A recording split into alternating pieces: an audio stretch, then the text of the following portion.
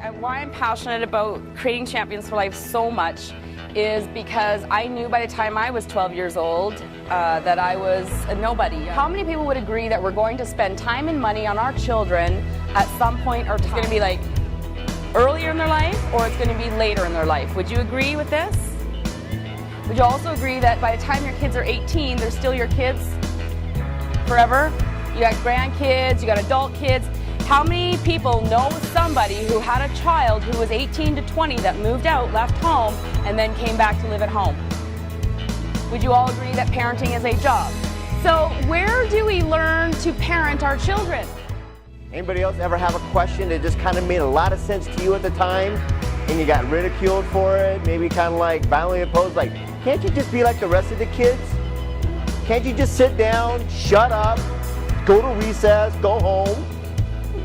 I mean, I can't be the only one. Raise the hands if you had something that was cool in your world and they just basically dictated to you in some capacity.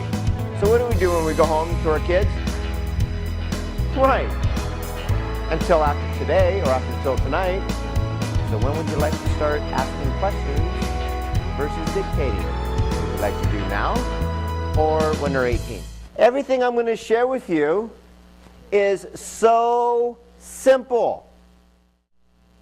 So how many would agree that our children are the most important thing in our world?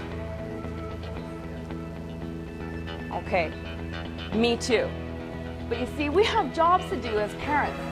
And I had a job to do with my kids. And I was leaving my kids to go build our dream, make us more money so I could buy them things and give them things and dictate to them and bribe them and overcompensate for them so that they could have a better life than I had, because I never got to wear designer jeans to school. I never got to be a cheerleader on a team. I never got to experience all of these things. But see, I want it for my kids. And if I can teach my kids these things, this philosophy that's in this book, they're going to grow up automatically knowing that, automatically having the confidence, automatically, it's just automatic. But if it took a year for you to notice this change in your children, is it worth it?